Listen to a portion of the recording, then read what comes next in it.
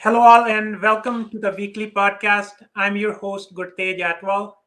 In today's podcast, we have an accomplished policymaker who motivates everybody around him. We'll learn from his experiences and lifelong learning in policymaking. We thank and welcome San Joaquin County Supervisor Miguel Villapudua. Good afternoon, and thank you for having me. I really appreciate it. It's a pleasure to Now, be here. thank you very much, Miguel. So, Miguel, majority of us we know you. You are a grassroots person, always involved in the community. So, but for our audience, they want to learn a little bit more about you. Will you please share your personal and policy making journey with us? Sure, absolutely. Well, you know what? I was born and raised there from a rather large Hispanic family, and I have two brothers and two sisters. And you know what? Grew up on the east side of Stockton.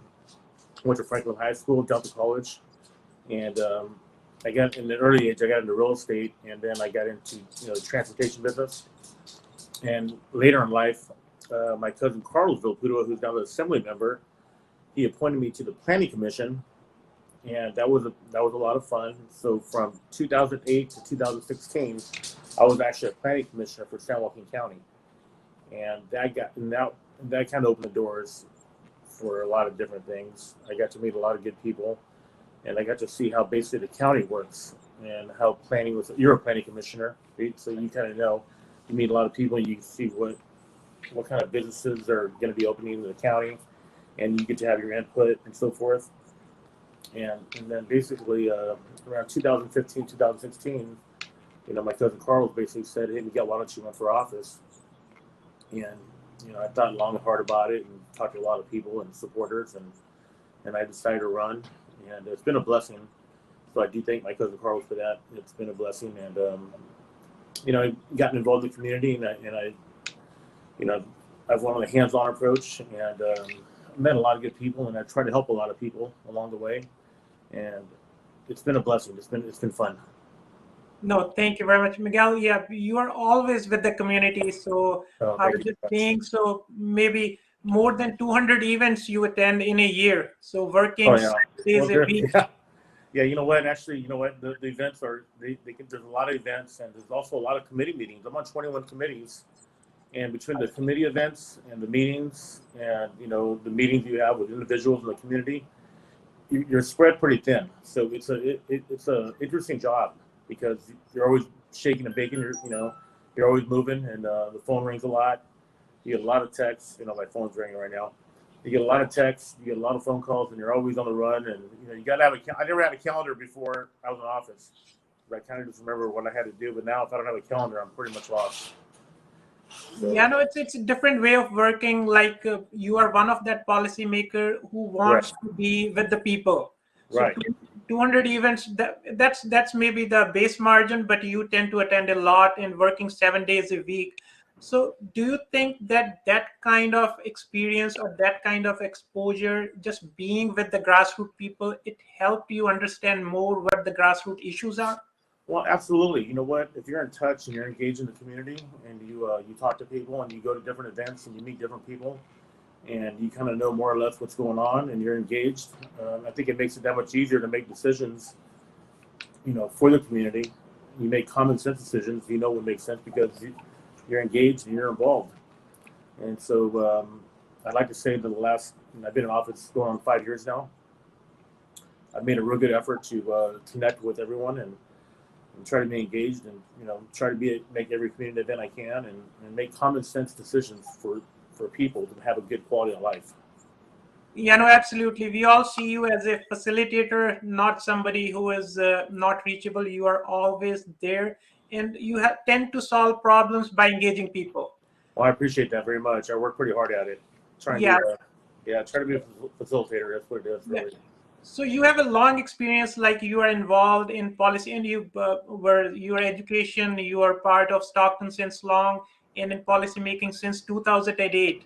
So, what kinds of prominent issues you think that our Central Valley, especially San Joaquin County, has, and what is your approach towards that?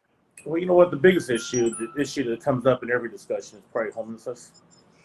There's a big, obviously everybody that's on their mind: illegal dumping, homelessness, COVID's a big issue. but you know what? You try to give it your best. The homeless issue, I believe, is more of a California issue. I mean, if we were to, if you were to go up and down the state of California, there's a homeless issue, and it's a California problem, is what I see. But everybody wants to talk about it. Like, what are we doing about it? You know, we try to build shelters, but the problem is it's wraparound services for everyone. Everybody needs help, but it can be overwhelming. You know, we have between 2,000 and 3,000 homeless people in San Joaquin County, and there's surrounding counties that have the same issue. So as many people as we want to take care of, believe me, if we're taking care of them, they will come here, and we're always going to have that issue.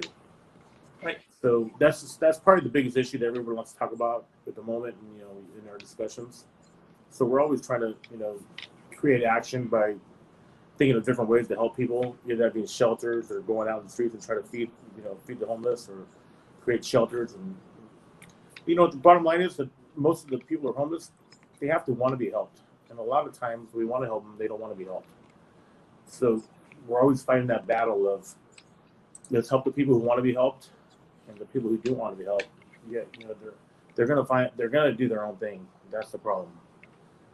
Right. No, Miguel, you are like a hands-on person who likes to work with the communities, who have seen you at many cleaning up events and talking about the homeless thing. Your office is always proactive. Right. It helps finding beds for the homeless.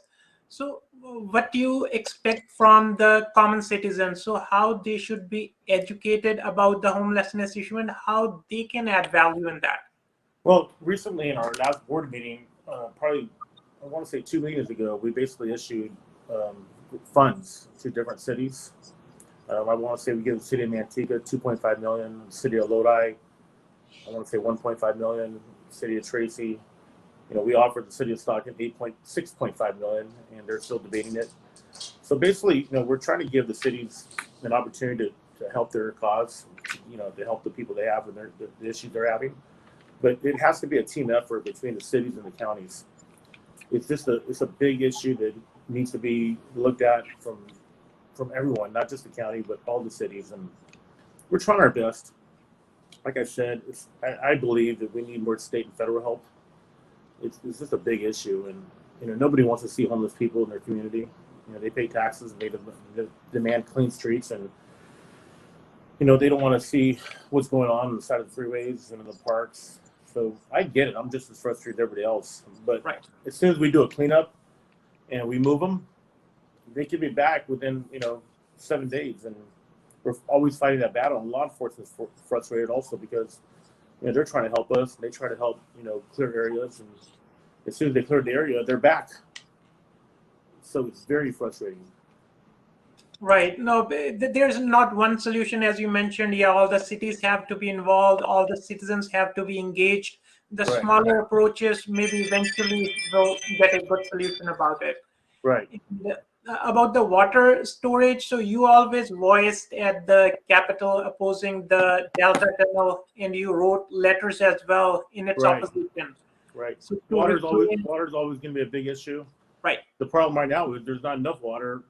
I mean, we're in a drought, and unfortunately, we need a snowpack, and we need to refill our reservoirs, and very complicated issue because water is a new oil, Right. and it's we just need more of it. We need to pray for rain. We need more water. We need a snowpack, and it's kind of tough to argue about something we don't have a lot of. You know what I mean?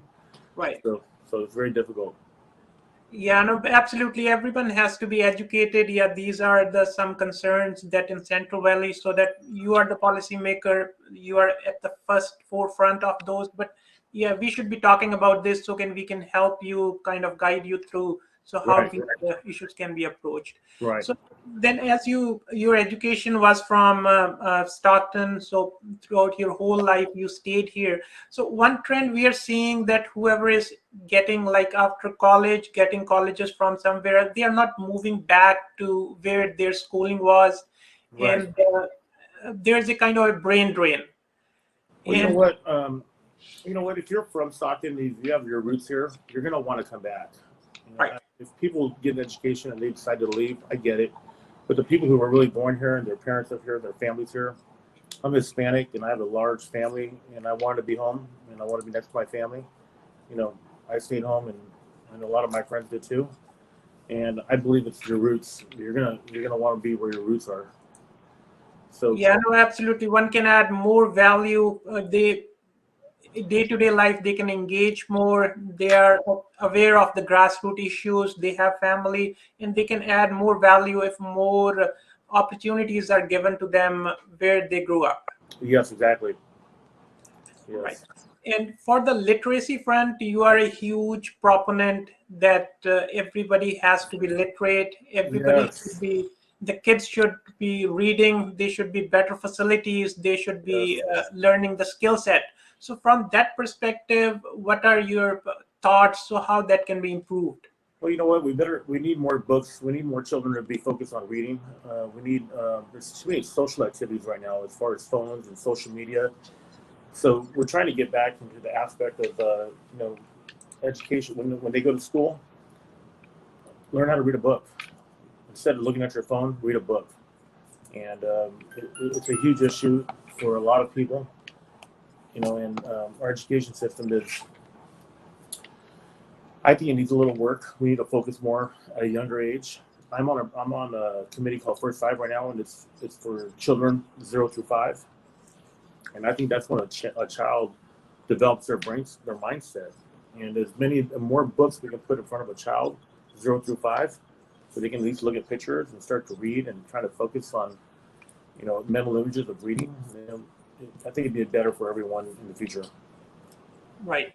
Yeah, no, you did a lot during this COVID. This was a kind of something unexpected everybody has to face. So now slowly, eventually we are moving away and businesses, everything is opening up.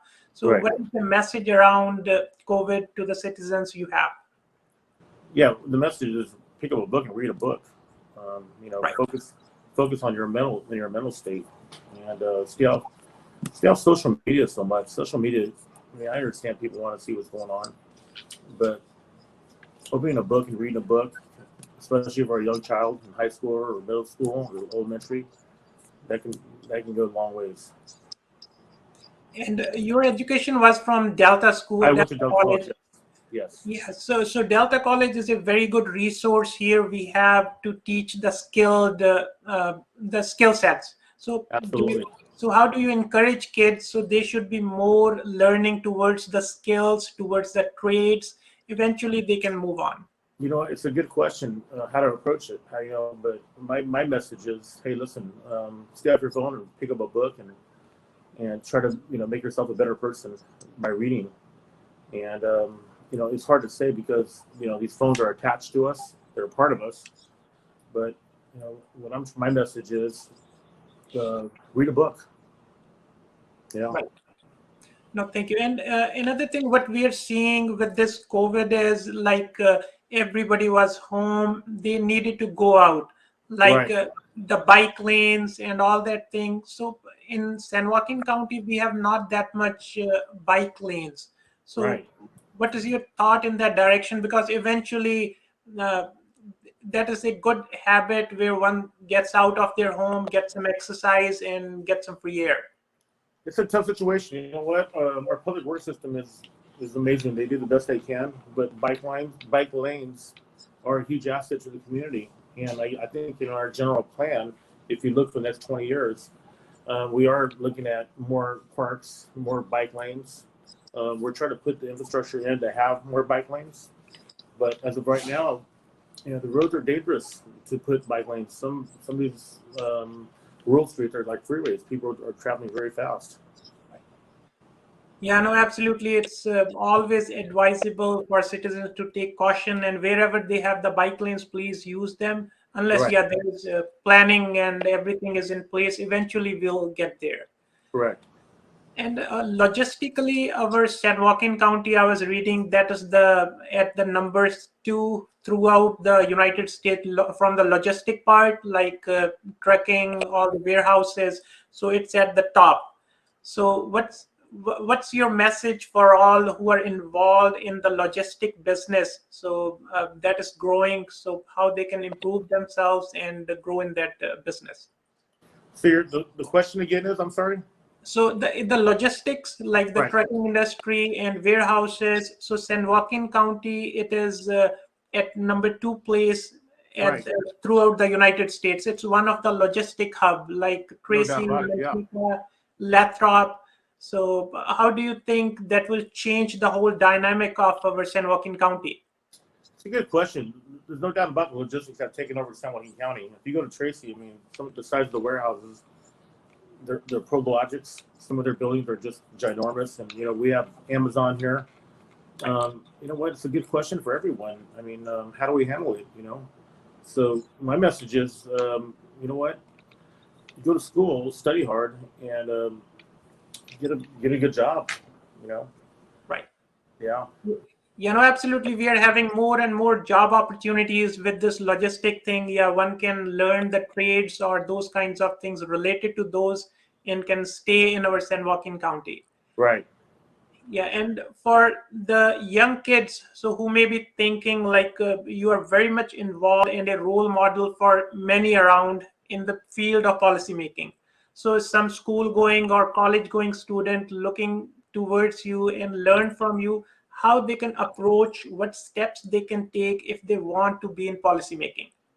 You know, it's a good question. You know what? I recommend they attend as many social events as possible and find out what's going on in their community and make friends. I'm thinking making friends is probably the biggest thing. You never know who's going to be, who can help you.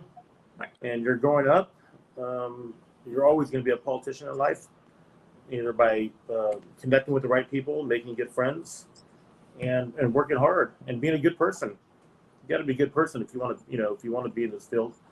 And, you know, majority of people, you know, 99% of the people I know, I meet in this field, they're all good people. And we all have the same meaning, you know, let's make a life better for the community. So, Yeah, no, thank you. yeah. They have to be more involved, a good listener, and yeah, if eventually they will not opt that field, but still they will have an opportunity to learn from somebody whom they meet in those events and those Right. meetings. Right. No doubt about it. And it was a healthy discussion. And if I missed something, so any message or anything that comes to your mind? Well, you know, I would say my message is if you're young, I want you to go to school and I want you to study hard and make good decisions in life and make your parents proud because, you know, your parents work hard for young people to have a successful life like my parents did. My parents worked really hard in order for me to be successful in life. And so for all the children out there who are going to school, respect your parents, respect your brothers and sisters, respect your coaches, your teachers, because they're looking out for you and they want the best for you. You know, as an elected official, I can tell you that makes me proud when I go to graduations and to see people succeed. I'm a big believer of faith. So if you have good faith, you're going to do well in life. And so for all these young people, I want you to study hard and listen to your mentors, your teachers, your coaches, your mothers and fathers, and you're going to do great in life. No, thank you very much, Miguel. We all sincerely appreciate your work towards the community as attending, being part of those events. You are taking time from your family, you are taking time from your loved ones to make a positive change in the community. No, I appreciate you having me very much. And to everyone out there, thank you for supporting me always. And I'm always available for any questions or anything like that. Sure, and we'll encourage our listeners if you have any follow-up questions from Miguel. He's on Facebook, LinkedIn, Twitter. You can always reach out to him or you can let us know. We can always forward those questions for him and you can get those answered. And in the end, I'll again thank you, Miguel, and thank you everybody for listening. Anytime, you call me anytime. We'll stay in touch. Thank you. Thank you.